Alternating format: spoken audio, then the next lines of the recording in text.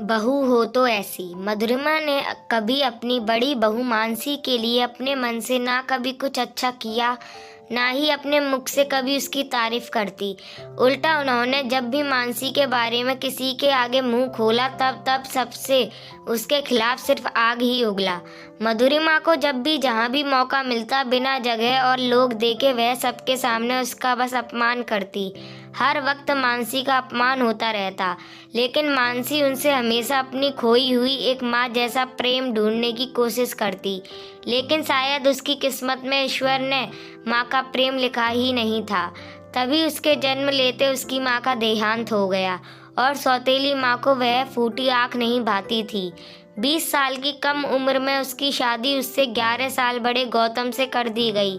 शुरुआत में तो गौतम ने भी मानसी का अपमान करने और उसके ऊपर अत्याचार करने में कोई कसर नहीं छोड़ी, लेकिन समय के साथ और मानसी के निस्वार्थ प्यार, त्याग और समर्पण ने गौतम के दिल में मानसी के लिए प्रेम जगा दिया। गौतम सब कुछ समझता, लेकिन माँ की खुशी और परिवार की एकता बनाए रखने के लिए चुप ही रहता। मानसी से छोटे 2 देवर और 2 ननद की शादी होने के बाद तो मधुरिमा अब रोज नए बहाने बनाने लगी गौतम और मानसी को घर से निकालने की, क्योंकि दोनों बहुएं नौकरी करती थी और उनकी चापलूसी में लगी रहती। मानसी की दोनों देवरानियां मोटा दहेज लेकर आई थी और मायके से भी संपन्न थी, जिस वजह से अब मानसी को दान दहेज और मायके को लेकर भी ताना सुनने के लिए मिलने लगा। इधर मानसी पूरा दिन नौकरानी की तरह घर के काम करती रहती, लेकिन मजाल जो कोई काम के नाम पर एक पत्ता भी हिला दे। मानसी को सिर्फ एक 12 साल की बेटी थी। भगवान ने उसे दूसरा बच्चा दिया ही नहीं, लेकिन दोनों देवरानी के बेटे होने के बाद अब मानसी की बेटी के साथ भी उसके जैसा व्यवहार होने लगा। तब ये सब देखकर गौतम अब हमेशा दुखी रहता। उसे अपनी माँ और बहनों का मानसी के प्रति रवैया सौतेला देखकर जितनी तकलीफ गौतम को नहीं हुई थी, उतनी तकलीफ उसे अपनी बेटी के लिए होने लगी थी। इसलिए गौतम ने चुपचाप बिना लड़ाई झगड़े के अलग रहने का फैसला लिया और एक दिन हिम्मत करके अपनी माँ से कहा, माँ मेरा ट्रांसफ़र हो रहा है तो अब मुझे यहाँ से दूर ऑफिस जाना होगा, इसलिए सोचा है मैंने कि ऑफिस के पास ही घर ले लूँ, जिससे आने जाने का समय और पैसा दोनों बचेगा। इतना सुनते मधुरिमा खुश हो गई। उन्होंने तुरंत तपाक से व्यंग करते हुए कहा, हाँ यह एकदम सही फैसला है। वैसे भी तुझे पैसे बचाने ही होंगे। कौन सा तेरे बेटा है जो मोटा दहेज लेगा तू? बेटी के लिए तो मोटा दहेज देना पड़ता है। तो अच्छा है तू अभी से बचत ही करना शुरू कर दे। वैसे भी पोस्ट ऑफिस की नौकरी में मिलता कितना है। काश तू भी अगर अपने दोनों भाइयों की तरह इंजीनियर और मैनेजर होता। तेरी बीवी अनपढ़ गंवार है जो कोई काम नहीं कर सकती कि तुझे सहारा दे सके। तेरी तो किस्मत ही फूट गई ऐसी बीवी पाकर, जिसने ना तुझे धन दिया ना वंश। तब गौतम ने कहा, अच्छा माँ चलता हूँ, अपना ख्याल रखना, क्योंकि अब यहाँ मानसी नहीं होगी तो उम्मीद करता हूँ कि सब खुशी खुशी और प्यार से साथ रहेंगे और आपका भी बहुत अच्छे से ख्याल रखेंगे। वैसे एक बात बोलूँ मैं, आपका तो पता नहीं, लेकिन मुझे तो मानसी हर जन्म में पत्नी रूप में मिले, क्योंकि मुझे इससे अच्छी और समझदार पत्नी मिल ही नहीं सकती, जिसके लिए अपनी खुशियों से पहले परिवार की खुशियाँ मायने रखती हैं।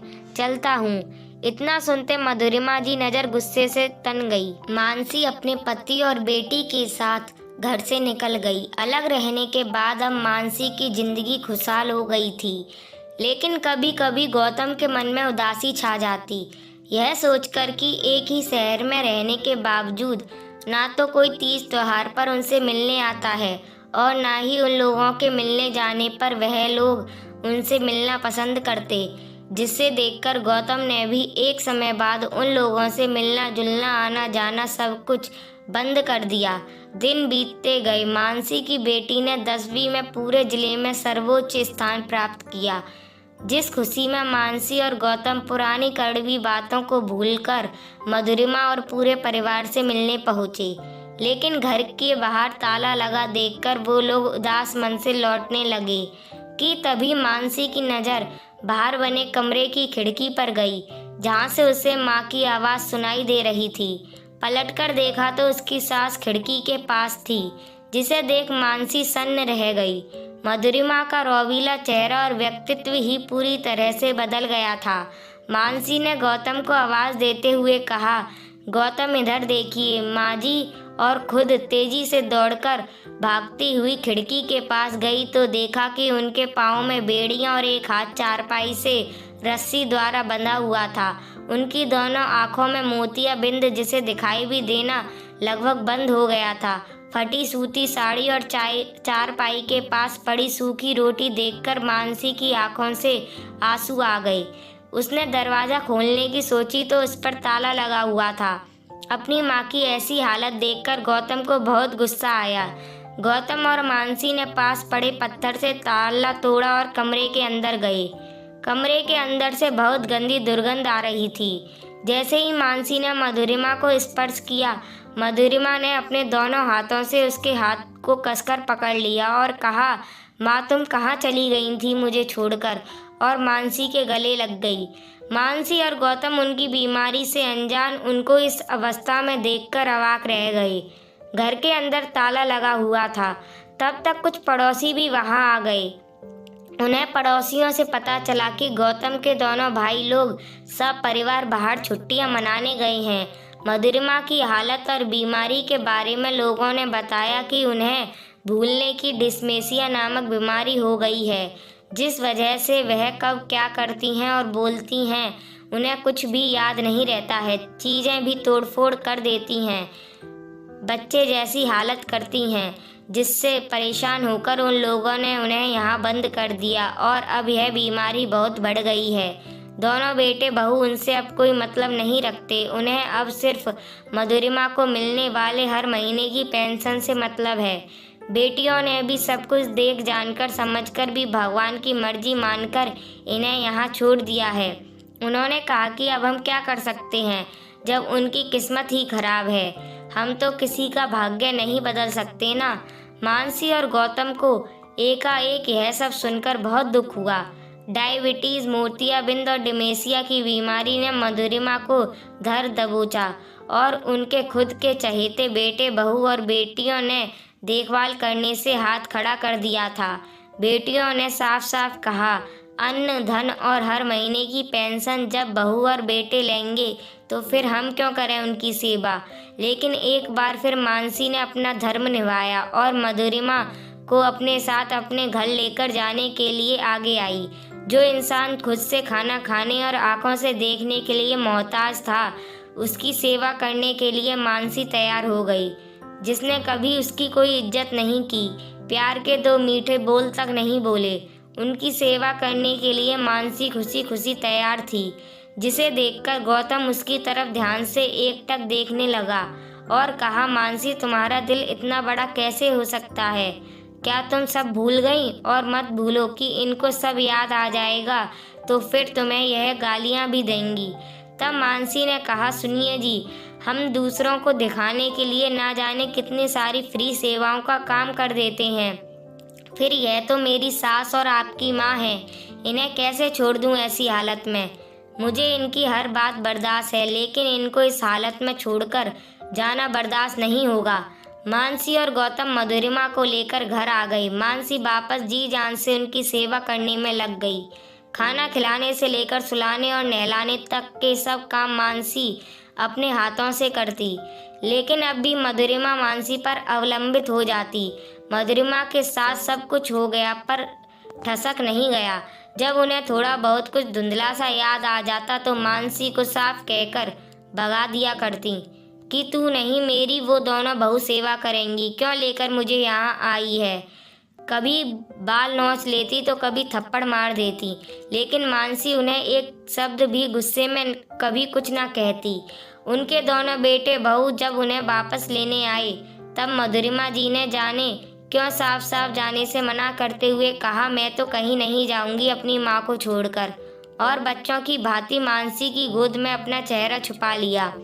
तब दोनों भाइयों ने कहा, क्यों अब बेटी के लिए पैसे नहीं हो पा रहे हैं क्या? भाई साहब, जो माँ की पेंशन पर निगाह है, सेवा की आड़ में मेवा कहना चाहते हैं, तो रखिए इनको, वैसे अभी हमें कौन सा पैसों की ज़रूरत है, हम तो सक्षम हैं अपने परिवार का खर्चा उठाने के लिए। इतना सुनते गुस्से में पहली बार गौतम ने कहा, क्या बात है, पैसे तो मैंने तुम दोनों की पढ़ाई पर भी खर्च किए थे, तो क्या तुम दोनों मुझे दे रहे हो या मैंने बदले में कभी कुछ तुम दोनों से मांगा है? जो लोग अपनी माँ का खर्चा उनके पेंशन के पैसों से भी नहीं उठा पाए, वह मुझे सलाह देने आए हैं, जिन्हें अपनी माँ और जानवर में कोई फर्क ही नजर नहीं आया। सब कुछ घर से लेकर बैंक बैलेंस तक तो तुम दोनों अपने नाम कर चुके हो। चाहे माँ की पेंशन मिले या ना मिले, मैं अपनी माँ के लिए हमेशा खड़ा हूँ, उनकी सेवा और देखभाल करने के लिए। रही बात पेंशन की, तो तुम दोनों चिंता मत करो, पहले की तरह चाहे तो आकर ले जा सकते हो, मैं मना नहीं करूँगा, लेकिन मैं अपनी माँ को तुम दोनों के साथ कभी नहीं भेजूंगा। अब तुम दोनों यहाँ से जा सकते हो। दोनों भाई वहाँ से मुंह बनाकर चले आए, लेकिन यह सब देखकर मधुरिमा का भ्रम अब टूट गया था। भ्रम टूटते ही मधुरिमा अब शांत रहने लगी, मानसी को माँ बुलाती। टूटन ऐसा हुआ कि कुछ दिनों बाद उन्होंने किसी को भी पहचानना बंद कर दिया। वह मानसी के स्पर्श को ही वो महसूस कर पाती और पहचान पाती। अपने सभी बेटे बेटियों को उन्होंने पहचानना पूरी तरह से बंद कर दिया। 1 साल बाद जब दोनों बेटियां मधुरिमा से मिलने आई, तो मधुरिमा ने उनकी भी पहचान गलत बताई और फिर शांत मुंह घुमाकर सो गईं, जिसकी वजह से दोनों बहनें मुंह फुलाए बैठ गईं। इधर सबका आवभगत करने के बाद अपना काम समाप्त कर मधुरिमा की बंद आंख जर्जर काया के माथे पर मानसी ने जैसे ही अपने हाथ से स्पर्श किया, मधुरिमा ने तुरंत आंखें खोल दी और खिलखिलाकर छोटे बच्चों की तरह कहा, काम खत्म करके आ गई माँ? मेरी आइसक्रीम क्यों नहीं लेकर आई? मुझे आइसक्रीम दो लाकर, आपने वादा किया था ना मुझसे। पास बैठी दोनों बेटियां अपनी माँ को एकटक देख रही थीं। वह सोचने लगी कि जिस बहू को उन्होंने अपने पूरे होशो हवास में कभी कुछ अच्छा नहीं कहा, उसे आज वह अपनी माँ कहकर बुला रही हैं। मानसी का सिर्फ स्पर्श काफी था मधुरिमा के रोगी काया के लिए, जिसके स्पर्श से मधुरिमा के चेहरे पर मुस्कान खिलाती। कुछ सालों बाद मधुरिमा का निधन हो गया, लेकिन आखिरी समय मधुरिमा एक पल भी मानसी के बिना रह नहीं पाती थी। मानसी की सेवा के बदले इस बार मानसी के हिस्से उनका बहुत सारा प्यार, आशीर्वाद और दुआएं आई। मधुरिमा के लिए आखिरी समय में मानसी उनकी बहू से पूरी तरह से माँ बन गई थी, जिसने पूरे तन मन धन से उनकी सेवा एक बच्चे की तरह की, लेकिन कभी किसी के सामने इस बात का ना दिखावा किया, ना झूठा गुणगान किया।